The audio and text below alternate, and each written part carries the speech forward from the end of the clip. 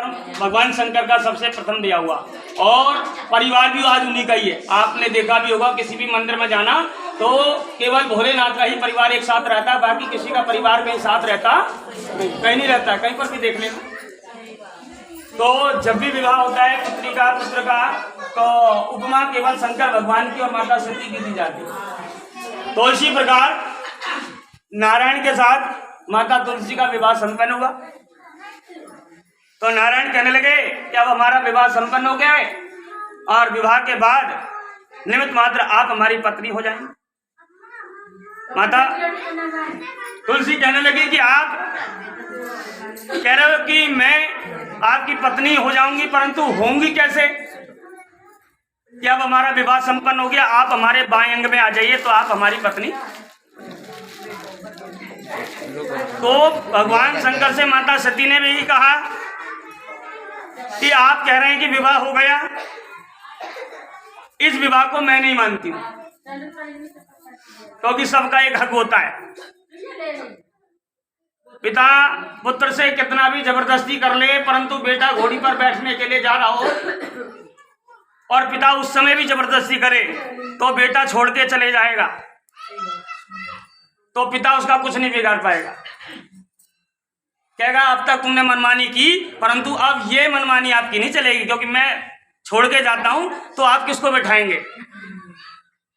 तो इसी प्रकार पुत्री का भी यही समय होता है। तो माता सती ने कहा कि आपने यज्ञ किया, गौदान किया, अन्न का दान किया, और जितने भी अपने परिवार के लोग आए सब खा के पीकर और नाच के गाकर चले गए, तो इसको आप विवाह मानते, मैं नहीं मानती। तो भगवान शंकर कहने लगे विवाह कौन सा होता है? माता सती ने कहा विवाह वो होता है जहां सप्तपदी के 7 वचन होते हैं। जब तक आप मुझे 7 वचन नहीं देंगे तब तक मैं आपके बाएं आने वाली नहीं। घर में जब तक बालक बच्चे आदि इत्यादि होते हैं तो पत्नी का स्थान होता है। जब घर में शुद्धिकरण होता है ना, तो उस समय पत्नी का स्थान होता है, तो पत्नी उस समय बाएं अंग में बैठती है। परंतु घर में सत्यनारायण भगवान की कथा हो, भागवत आदि इत्यादि हो, तो सीधे हाथ पर आकर बैठ जाती है। क्यों? क्योंकि उस समय सुनना है भगवान की वाणी को, तो वो सीधा हाथ होता है। परंतु जब विवाह हो जाता है तो संपन्न बाएं अंग में आना पड़ता है। तो इसी प्रकार विवाह संपन्न यहाँ पर शालिग्राम का भगवान का हुआ।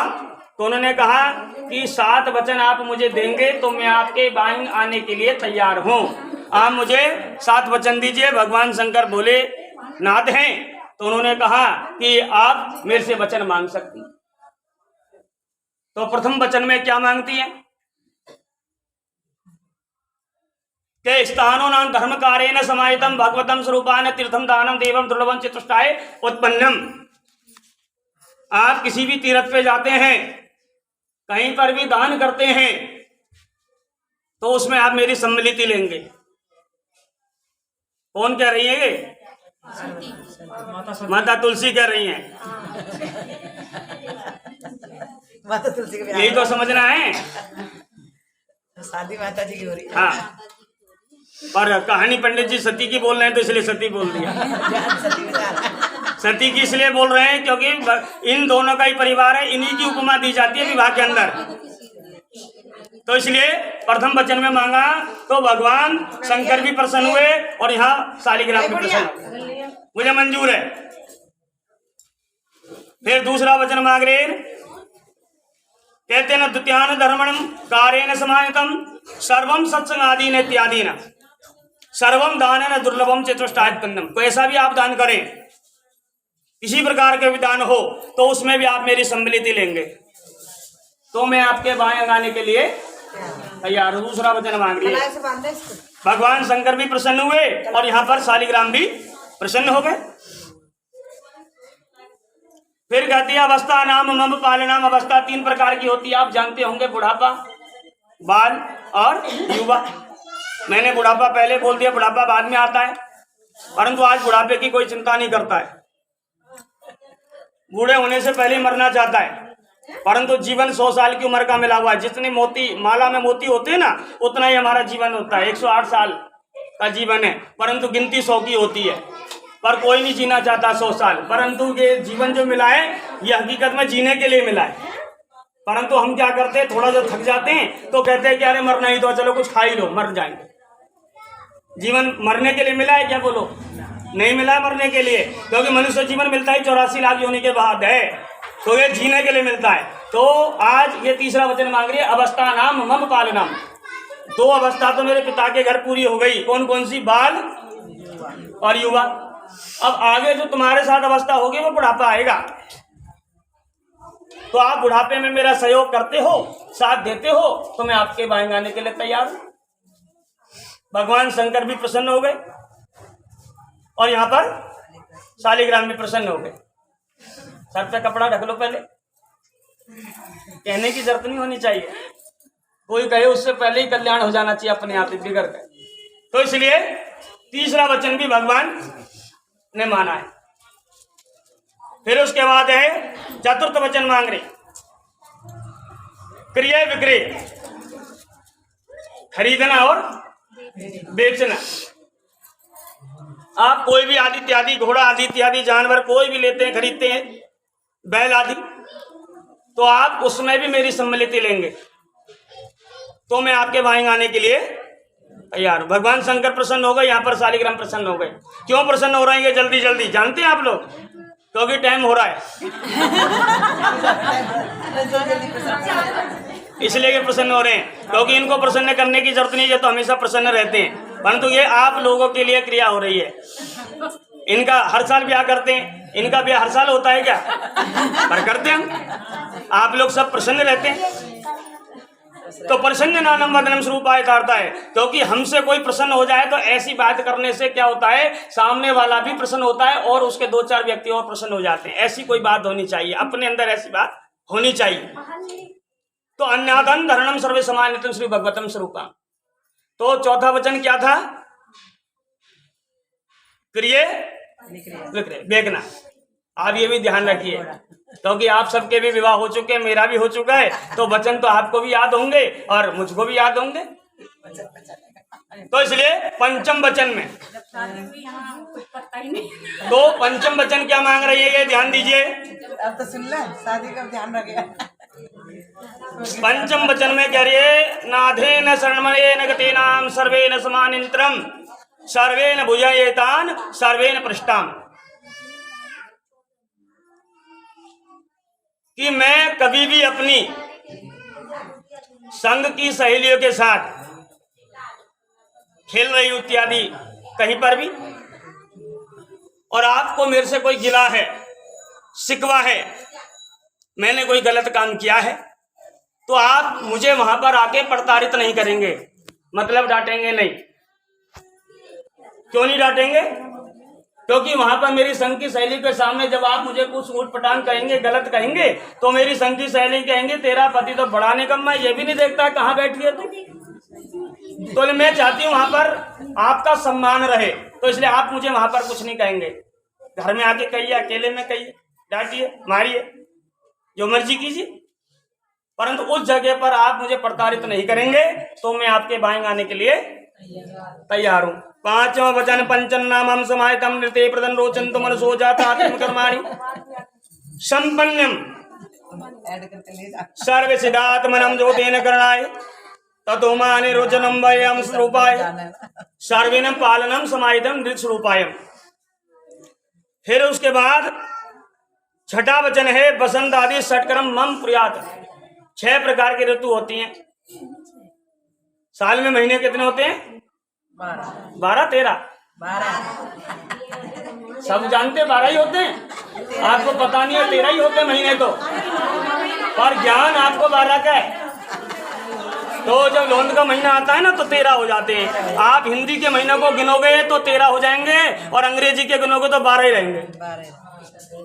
तो यहाँ बात हिंदी की हो रही है, अंग्रेजी की कोई बात नहीं हो रही है। तो महीने 13 ही होते हैं। आप हिंदी के महीने गिनेंगे ना तो 13 हो जाएंगे, पर अंग्रेजी में पढ़ेंगे तो 12 ही रहेंगे। तो बसंत आदि षटकर्म 6 प्रकार की ऋतु होती हैं। महीने 12 होते हैं, पर 2-2 महीने की ऋतु होती है। तो उस ऋतु के अनुसार आप मेरा पालन करेंगे। गर्मी हो तो गर्मी के वस्त्र होने चाहिए, सर्दी हो तो सर्दी के होने चाहिए, और बरसात आ जाए तो एक छाता भी होना चाहिए। परंतु ऐसा ना हो कि गर्मी आवे तो तुम मुझे सर्दी के लिए स्वेटर ला के दे दो, ये वचन है। और बरसात आए तो कहते ऐसी घूम, कोई छाता नहीं है, ठंडी न परिणाम सहिताम। तो इसलिए मैं चाहती हूं इन ऋतुओं के अनुसार आप मेरा पालन करें, तो मैं आपके बाएं आने के लिए तैयार हूं। अच्छा, कितने वचन हो गए? आपके भी 6 हुए थे या 7 हुए थे? 7 हुए थे। तत्वारे न वसंत रूपाए एतद न धनादि न गोपनम। धनादि गोपन, ये बहुत सुंदर वचन है और बड़ा श्रेष्ठ वचन है। ये कह रही है धनादि गोपनम, आप कैसा भी धन लाएं, कहीं से भी धन लाएं, किसी प्रकार का भी धन हो, परंतु उस धन का मुझे पता होना चाहिए। ऐसा क्यों होना चाहिए? बोलो, पता क्यों होना चाहिए? यहाँ गलत कुछ बात नहीं है, परंतु आपके मन में चल रहा हो तो थोड़ा सा बताइए क्यों होना चाहिए ऐसा। चोरी चकोरी कहीं से कैसा गलत काम करके ला रहे हैं, तब पता होना चाहिए। आप कैसा भी धन लाएंगे ना, जब मुझको पता होगा तो आपको कहीं पर भी विपत्ति हो जाती है, कैसी भी कोई परेशानी हो जाती है, मेरे पास धन होगा तो मैं आपकी हेल्प कर सकूंगी। ये इसलिए कह रहे। और हम तो कुछ गलत समझ रहे हैं कि चोरी का हो, चकारी का हो। ये कह रही है कि ऐसी व्यवस्था में मैं आपकी हेल्प कर सकूं। मान लो मेरे पास कुछ होगा ही नहीं और आप कहीं पर जाके एक्सीडेंट में कहीं दिक्कत हो गई, एक्सीडेंट हो गया, कोई भी व्यवस्था ऐसी बन गई, मेरे पास कुछ होगा नहीं, तो मैं आपकी हेल्प कैसे करूंगी? तो इसलिए मैं ये चाहती हूँ धनादि गोपनम, कैसा भी धन कहीं पर भी गोपनीय हो, कहीं पर भी रखा हो, तो आप उसमें मुझको जरूर कुछ ना कुछ अंश देंगे। सारा मत दीजिए,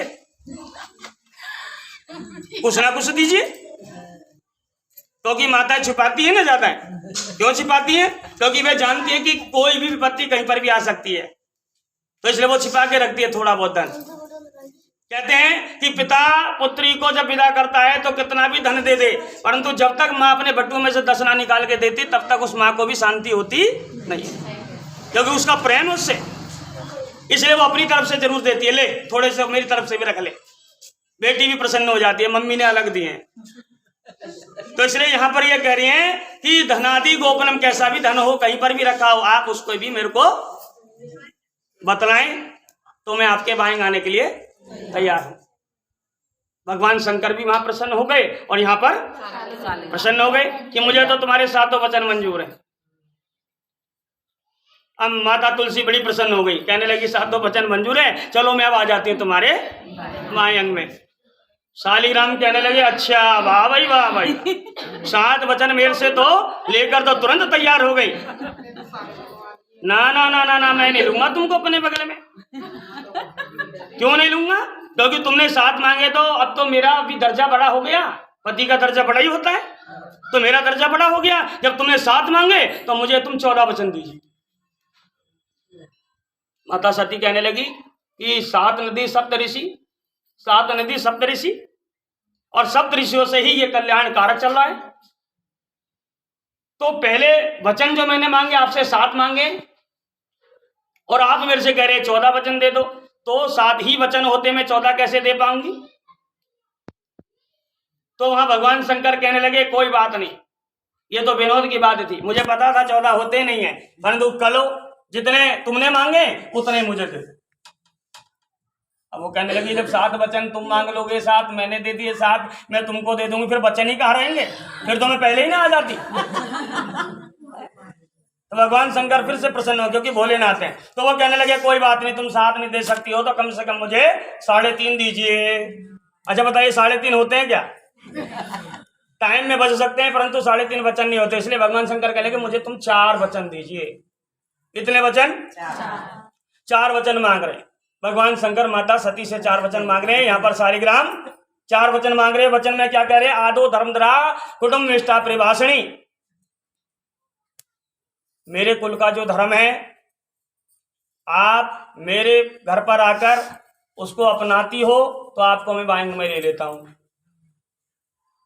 तुलसी माता प्रसन्न हुई पार्वती भी प्रसन्न हुई, कहने लगी जब तुम्हारे साथ रहूंगी तो तुम्हारे ही कुल का धर्म समझूंगी, मानूंगी। आजकल की बेटी कोई कोई कोई ऐसी होती है ना, नहीं मानती है। जैसे हमारे यहाँ पर काली की पूजा होती है और उसके यहाँ गौरी की होती है, वो कहेगी हमारे तो गौरी की होती है, काली की क्यों कर रहे हो। पर मानना चाहिए, जब ससुराल में चल जाओ तो ससुराल के ही सारे नियम कानून समझ लेने चाहिए। थोड़े दिन टाइम लगेगा पर समझना चाहिए। तो इसी प्रकार धनादि गोपनम आदो धर्मधरा कुटुम्ब निष्ठा कुछ भाषणी, मेरे कुल का धर्म को अपनाती हो तो मैं आपको वाणी में लेता हूं। बोलिए ओम स्वस्ति। माता सती कह रही मुझे मंजूर है तुम्हारा कहना। दूसरे वचन में मांगा है कुटुंब सुखधा निष्ठा परिभाषणी, कुटुंब के लोगों को सुख दोगी। जैसे अपने घर के परिवार के लोगों को सुख रखा है, शांति में रखा है, सबसे प्रेम करती हो, इसी प्रकार मेरे भी परिवार के लोग हैं, भाई है, माँ है, पिता है। जैसे अपने घर को सुख दिया इसी प्रकार मेरे घर को भी सुख देती हो तो मैं आपको वाणी में देता हूं। दूसरा वचन बोलो ओम स्वस्ति। मंजूर है, किनको मंजूर है? शालिग्राम को। शालिग्राम के चल रहे यही समझना चाहिए। फिर उसके बाद निष्ठा परिभाषणी, मीठी वाणी का प्रयोग करना है। मीठी वाणी का प्रयोग करना है, क्योंकि अपने घर में तुम कैसे भी लड़ती हो झगड़ती हो उससे मुझे मतलब नहीं है, परंतु मेरे घर पर आओगी तो हमेशा मीठी वाणी का प्रयोग करना पड़ेगा, अच्छा बोलना पड़ेगा।